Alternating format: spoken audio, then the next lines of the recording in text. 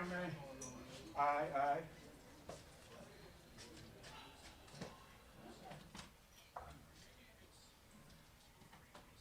Most lopsided home Big East loss in the Bronx. It had to be. Beat out that Villanova game from 18. Oh, on the road. No, it was here. Oh, that was here? Yeah, they were. That was a game where they were actually they lost by 32, but they were down 88-44 and scored the last 12 points. So they were down here, what, 41? 41 points here? I think that was the max. Yeah. Check. I got it here. 42. 42? Okay. Mic test 1. You hear that move? 42, bro. They were down, what, 22 at the half? 22 at the half. Yeah, so they doubled up in the second half? They were double up for a while. Dang. At the half, Georgetown had 22 points and Villanova had 21 points, or Marquette had 41 points off, 21 points off turnovers.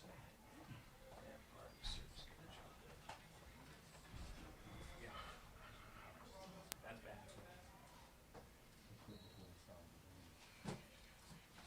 They went down, what, 11-1 or something? To start? We don't have the St. John's game numbers. This is right here. No, St. John's was actually kind of sluggish. St. John. Oh, really? 11-4? Yeah. I mean, UConn won by double 14. digits. Yeah. UVA's doing they're at Clemson. Yeah, Then all hell broke then loose. then it was They're up 34. two It's hard with to 7.5 focus on. seconds left. Oh gosh. Okay. Second half. It was hard to focus on.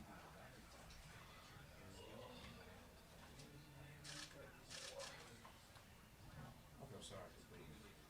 He was like, God, Hold on, I'll show you. I've already done. he was like,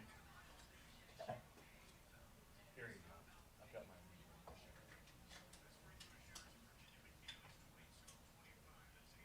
Here you go.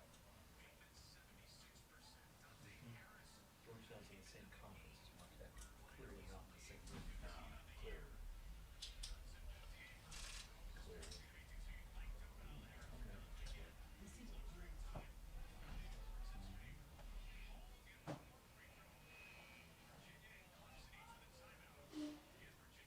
Virginia winning? They're up 66-64 with 7.5 seconds left. They try to outdumb each other here in the second. Oh, really? Clemson had the ball down for. They outdumb each other. Yeah, because Clemson had the ball 16 seconds left, down 4. They passed the ball in bounds. It was a slob because they were on their side of the floor. Dude holds it with 6 seconds before he even dribbles. Wow. But then Virginia helped them out because with 7.5 seconds left, they fouled a 3-point shooter. Oh, wow. Yeah, that's what I mean, outdumb each other. Yeah, good to see you. Yeah. I told him I needed to reconnect with you. Okay. No, I mean, right. I got one in my bag. It's in the room. Yeah. All right, I got box scores. Thank you. Oh. You need one? Do they come with a frowny Thank face? you. Is this on the CW or no ESPN? So, 1 point You lead. got paid?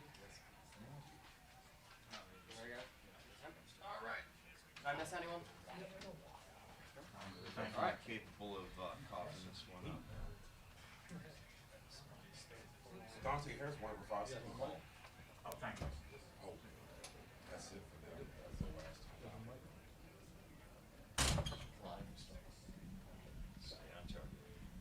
Early 3-point shooting. Cole was hitting it well. Oh, did he? It was. The only surprise in this game is the Coley hit the tennis. I saw the foul. Mason tied it with under 2 seconds left. And right at the buzzer, when UMass was bringing it up the floor, How did you they called a foul on Keisha You never know. know, you never You know. never know. Yeah. Transfer, whatever. in a tie game.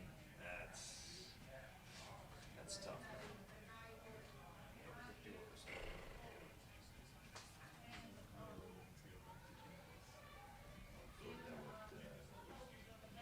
ECU and Richmond played 6, I think. That's a big one. That's one. Hey, BCU's taking some L's, aren't they? They are. Yeah. It's a They 4 blew o'clock a game. 20-point lead at St. Bonaventure. They lost that at St. Bonnie's. 24? No, 4 o'clock game. Oh, okay. Oh, they're at 4? For some reason I thought they were 6. They lost that Bonnie's game, right? Yep. Yeah,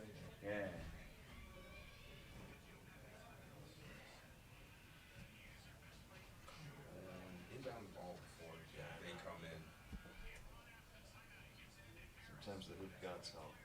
Like this game went final right before my last update, so I'm like, I need to do a final voicer. This is the final voicer. You work with AP on the radio? WTOP, and then some of the stuff gets sent to AP. Okay. Heist often wants to jump in on that. Of course. Who, Heist? Pretty nice, yeah. He's still around? Oh, he's never gonna leave us. Best is in Matt's games when he shouts at his computer. Little Crow And Mudgeon it's dude. like, it's like driving a clunker and being upset because it doesn't start right away. And having it like after 10 years of not starting. It's like a little shout at the computer. It's like, dude, you've had this thing for a decade. Does he still do the baseball training He does camp post. thing? I don't think he does training camp anymore. He's part of their post game package. Okay. Are y'all sending people to training camp? What? anymore? No, not Not really, right? No, they 20 and 21 they sent, and just the last. Like for how long do they send you? I went down for a week each time, and I went like the day that they first year was the day they recorded, and then I left the night after their first exhibition. And I think this last year I went the day of their first exhibition. Went to a bunch of exhibitions up and down because they play in the little corridor. So. Central Florida, right? Yeah, it's like I know West what Palm you mean Beach. Oh, So okay. West Palm, Florida. Jupiter, I yeah. don't think I've ever Vero done Beach? that. Oh, Vero Beach, yeah. 2 years So, ago, we were gonna go Went to up and St. down and Thomas. then treated myself to Yeah, I Cracker remember Barrel you at least told me once. It was like in the heat of COVID and kind of. I've I never think it had was like it. that They first. got it out in Bowie, but Yeah, I've never had it's it. not bad. It's Is it like It was like like early Shoney's COVID. or like it's shiny. You know, Denny's. it's a different Yeah, time. it is, yeah. The kids hadn't been met. Oh, so sure. There was some reason. Yeah. It just didn't go. I've never had a good time. I've What's been the one here where everybody it was talks warm about and in the flew South? to Waffle House? Yes. Care. I've had one good experience. The rest of them been trash, yo. They're not good. Straight trash. You got The whole point In of August, it was like, I left here, it was like 95. And we Oh, flew to okay. Portland, Oregon. usually Like at 2 in the morning. Yeah. Okay. It's It's very funny how much you that. mentioned Yeah. trash because usually the people who enjoy dining at Waffle House are trash. You know, Trash. cremated, There's you know, one, I wasn't, you know, I just, in I Elkton, wasn't, Maryland. It's pretty good. No, I don't know what I was Way back thinking. when It was Phillies like, game. you know, like 100 here. And, And it was not 100 there. and, you know, it's like How about you guys ever going to Nickel? 11 Oh, or I saw 12 someone on the o'clock on podcast. Friday. I listened to a couple minutes, and I follow those guys. They do a lot of. Oh, I don't like the guy Well, they that don't call it sponsors Cecil it. Tucker. yeah, I'm about to say that what. It's like a real internet like, Yeah. sponsors. I went to the one in Fredericksburg. Straight trash. A lot of ass. Straight trash. My Yeah. God. Your tolerance for such a thing probably It's not- gone. it's- It's probably gone I about the listened second for you like get your college 10 minutes, But, and then I had to do The something. one good one I went to, Hampton on Mercury Boulevard. okay. Yeah, that was, it was decent at least. I How'd don't know that if get that was set just up? because I I went was to one down in hungry. Rusty years reached ago. out to Huh? Rusty and Where's that? I. Went to one in Atlanta years Was ago. it good or Oh yeah, it was trash? good. It was good. It was good. It was nice. Many moons ago. I was down there for stayed on the Georgia Tech campus for a 56-0 Houston. At first he That was wanted- fun. I saw you tag. Yeah. And you guess your son on Twitter. Who was you covering? 2013. It was my roommate freshman year. Oh, We used oh, to- yeah, he went to we that used, year. we used to do a game every year. When they were in the Big East, it was because you could fly I don't to know Pitt, what you could happened. fly into Tampa for South. So you did this in high in college? But then Yeah. You studied it was like two So months, how but long 2 did it months take you to later. turn off your He fan said, "Hey, hat man, as with a your son, freshman like, and you approach come your over professor? I was like, yeah. Yeah, I asked him, I said, do you mind? you know, He said, because I went as fans. Exactly. Painted face is a solid thing. Exactly. I started doing the games as a senior, to where I was the Fun hell, you know,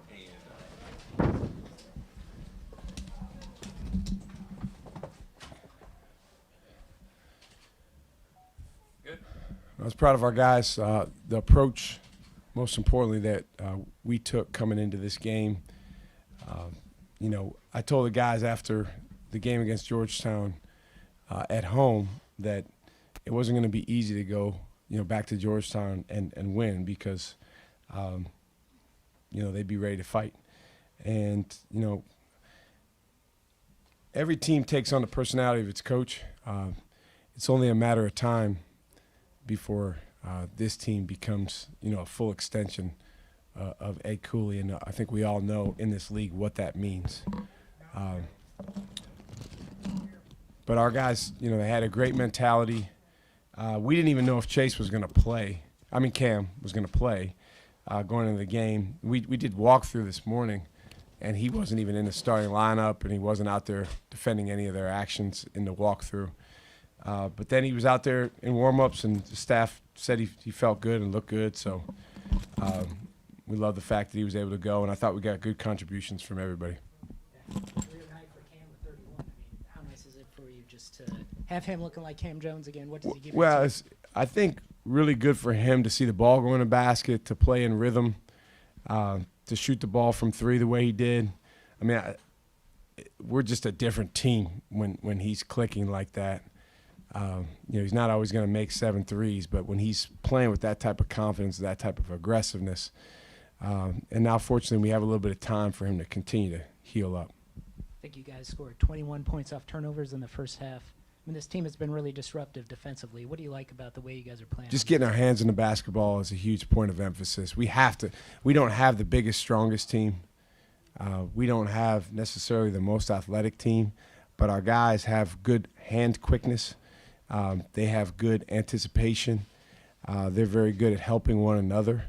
The system that we have, sometimes we're going to put 2 on the ball on purpose. And when we do that, we have to get a deflection. Otherwise, teams are just going to pop it around and get open shots. Hey, Coach. Georgetown, I know this is part of your DNA of how you play here anyway, but how much does it play a part in the turnovers? That Georgetown really doesn't have a traditional primary ball handler. And when you watch film, did you know that you could get these type of turnovers, these type of runouts? Well, we felt like, obviously, Epps being the leading scorer in the conference, the first order of business for us defensively was to try to make things as challenging as possible for him to get a lot of good looks at the basketball, at the basket.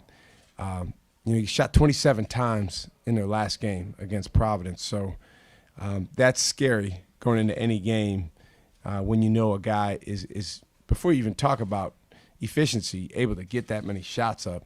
I thought Stevie and the rest of our guys did a nice job trying to stay attached to him. One time we left him, and he made a 3 over by their bench.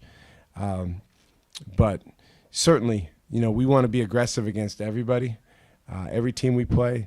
But if there's a team where the leading scorer is also the point guard, then we want to even ramp it up a little bit more because maybe if that can affect their ability to get the ball moved around, then that's to our advantage. And you're on a good stretch right here with another win today. Is this team hitting the stride where you thought it would be right now? And is there a ceiling more to get to that ceiling out of this group? Oh, yeah, we can keep getting better. I mean, the thing about the Big East is each of these games takes on a life of its own. So it's really hard to compare from game to game. But I think in terms of our mentality, which always comes first before how we play, we have been hitting a stride. I think our guys' approach on the road has been much, much better. The last 4 times we've gone on the road compared to maybe some of our games a little bit earlier in the year. And our guys are playing for each other. If you play for each other, you have a real chance to do something special and to enjoy the heck out of it while you're doing it. But there is a danger in, if you've won a couple games in a row, feeling like winning is just going to happen or taking winning for granted. And we absolutely cannot do that. We have 7 days until we play again. I told the guys in the locker room, each other and winning has to stay at the forefront of our mind, even while the stuff on our phones or anyone else around us tries to introduce other variables into the equation. Kolick in number 23 banged him from deep early, number 1 later. Why were they so open? I mean, nobody really closed out. They were wide open shots. Those guys like shooting in here for whatever reason. The last few years that we've come here, there's certain arenas where the guys like to shoot the ball. I think they were open because the guys did a good job sharing the ball and continuing to move it. It didn't stick too much. Tyler did a nice job of creating some actions. It's great to have Oso out there because he's so unselfish. He finds his teammates. Tyler got a couple open ones early just because we knew we had the switch on baseline out of bounds plays because they put their big guy on the ball. So we thought we could maybe run him up to the top and, take advantage of that matchup. But for the most part, just sharing the ball. Talk about elevating deflections to like a foundational principle in your program. Yes. At what point did you decide to stress it? And do you think it could be a trend in college basketball? Well, I didn't make it up. I mean, Coach Pitino's been doing it for years, and as well as a lot of other coaches. But we've always measured deflections in practice, in games. And at some point along the way, we realized that 32 was kind of like the magic number. And if we could get to that many true deflections in a game, we'd have an unbelievable chance to win. And I think our winning percentage over the years since I've been a head coach at 3 different spots is 98 or 99% when we've gotten 32. So today it was a huge point of emphasis because we wanted to be disruptive, and the guys did a great job of it. Shaka, obviously, you guys are on a 6-game season best winning streak. You have the week off, other than Cam Jones getting healthy. How do you make it that this time off is a positive rather than slowing you down while you're on a hot streak? Well, we have to make it a positive. I think first and foremost, addressing physical health. We've got a few other guys on the team that are banged up, that haven't necessarily been 100% to be able to practice full out every day. So this gives us a little bit of time to work on some of those things. I mean, you get to this point in the year, that's every Big East team.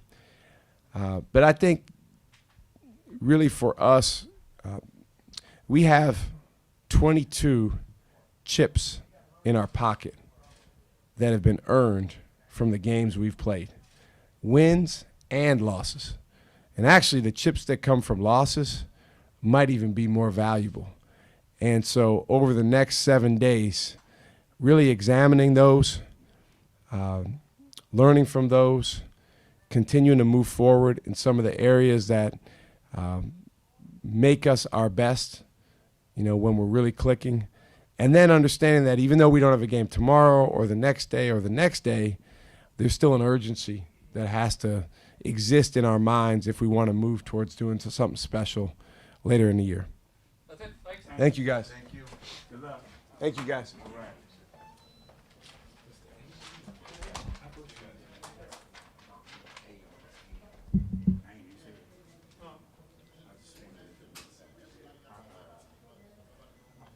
I wanted to ask him, has he studied organizational culture or something like that, or organizational structure?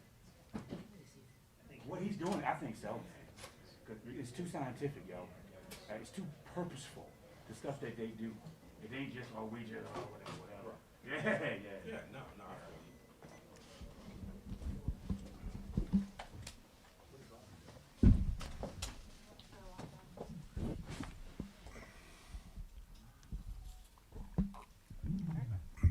Yeah, this is some uncharted waters for us as a group, as a staff. First of all, give Marquette a lot of credit. They played with a sense of desperation. Cam coming off of not playing his last game, having a career day. Want to thank our crowd for coming out. I thought our crowd, our students, very, very grateful for that. We got to find a way to play better at home. You know what I mean? Our last 2 home games just haven't been good. It's not a good look, and that's not what we want. So once again, very, very disappointed. Our energy, our effort, our connectiveness, and we got to figure that out. We got to figure that out. This I don't like the feeling of our players. I don't like the feeling of this building. We got to do a better job as a staff. I got to do a much, much better job as the head coach, trying to get our guys get them connected, buy into where we're trying to go. We take 5 steps forward and 32 steps backwards. I definitely think we're connected. You cannot go on the road in an environment like Xavier. You can't go in an environment like Providence and not feel like your team isn't connected to fight the way we fight and then come home to play in this. It's very disappointing. I'm disappointed in a lot of different things. Have 10 games left. We got to figure out. We got a lot of soul searching, mirror watching. It's not like we can go grab a player here or there. We got to keep battling, keep fighting, not point fingers, and make sure we stay together. And at this point, is it more disappointing that the defense is just as limited as it is, or that the offense threw the ball away as much as it did? I think it's a combination of both. You know, Jaden hadn't practiced all week. Wayne didn't practice. Trez, you know, I mean, right now a little bit of flu is going through the team. If I can do it again, I wouldn't have played Jaden. He hadn't practiced since last Tuesday. Wayne didn't practice this week. Supreme and Don Trez, you know, so we got a little bug going through us, but I didn't like our fight today. I didn't like our will. I didn't like I didn't like our physicality. And let's face it, Marquette had a lot to do with that. They're a top 10 team for a reason, and the Big East is a monster, but just disappointed. You mentioned connectivity, and that was kind of the striking thing about that is just how quickly things moved around. Was that, in your mind, the biggest contrast to this game? Is Absolutely. Just how dialed in they were? Very relatively? dialed in. You could, I mean, they're playing with a purpose. You know, they're playing for a lot. They're playing for Big East regular season championship. You know, they're playing for seeding. I want us to play for each other. I want us to play with pride, understanding, connectivity, and it just wasn't there. And it's very, very apparent that we weren't connected. There was times today where even when you were 5 out, there was just no movement. It was stagnant. Was it something that they were doing, or was it that your guys were just stagnant? You know, there are times in our game where you're not going to play well. There are times where the ball doesn't go in. You look like you didn't practice for a month or two. You normally get 2 or 3 of those games, but not at home like that. Not at home. Again, was it their defense? We'll take a look when we look at tape and film. I wish I had the answer. You know, I wish I had the answer for everybody for us to continue to move in the right direction, and we will. Just today was one of those days, and I don't know why today was one, because I thought our 2 days of practice was pretty damn good. Perimeter-wise, you gave up a lot of open shots. What would you attribute that to? Guys weren't even close enough to close out. Alertness.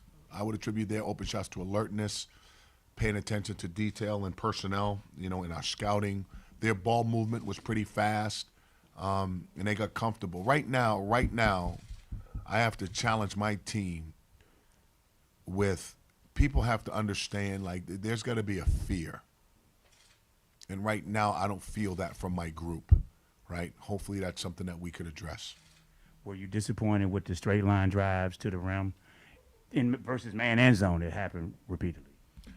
Ron, if I can tell you how disappointed I am right now, I don't have the words for it. Right now, I got to try to, you know, some of our players are struggling, right? They're struggling. I got to do a great job to take my hat off as a coach and make sure I'm there for them as a mentor, as somebody who has compassion and some empathy for what we're going through. But nobody's going to feel sorry for you. Nobody's feeling sorry. I mean, teams are going to hope you play bad, and, you know, they hope we crumble, but we're not going to give in to that. We're going to continue to battle. We're going to continue to fight. We're going to stay positive with them. They're not the only team that's aggressive defensively out there, but the way they dial things up on defense, the deflections, what's the biggest challenge for a team like yours, the way it's built, to get quality offensive possessions? Show some film, show where we can make some slight improvements on ball movement, floor spacing, basket cutting, playing off of 2 feet. We had 6 turnovers that just for whatever reason, they were just uncalled for. And, 20-0 in the first half in turnover of points, those are pick sixes that you can't recover from those, especially when you're struggling to score, knowing you're not as healthy. So that's the frustrating part. But I want to make sure we stay positive. The coaches got to stay positive. As frustrated as people may get with respect to how we've played, that's part of the maturation of growth, of transition, of development. Yeah, we're game 20-something. Sometimes things just take time, and hopefully we can get there when it's all said and done. And I guess big picture, the biggest challenge of trying to build something against the Big East the way it's constructed this season, where everybody's pretty damn good. Everybody's good. That's why we're here. That's why I want the challenge, right? The beauty of this is sticking together, overcoming some adversity, understanding that, we're not going to go backwards. We're not going to feel sorry for it. We're going to keep fighting. We're going to keep fighting. We're going to come at it, right? We got tomorrow off, right? Take Sunday off. We'll get back at it Monday, practice Tuesday, get ready for an incredible environment down in Newark and play Seton Hall, right? Play Seton Hall. We played them great the first time. Let's see if we can respond. But we'll challenge our men to get better. Moving forward, this stretch, you got 3 games in a week. How do you help the locker room regroup after a tough loss? Right now, I can't be a coach. Right now, I got to be a caretaker, right? And again, this is where you got to be a great person to 22 to 23, 24-year-olds. Take off your head coach hat. Make sure you're there for them. Let them know, okay, it's okay to make mistakes. It's okay to do this, but how are we going to improve? So right now, you need to be a caretaker, not a coach. You mentioned it early on about how this isn't something you're familiar with either. I went back and looked. I have a decent idea how long it's been since you've been in a slide like this.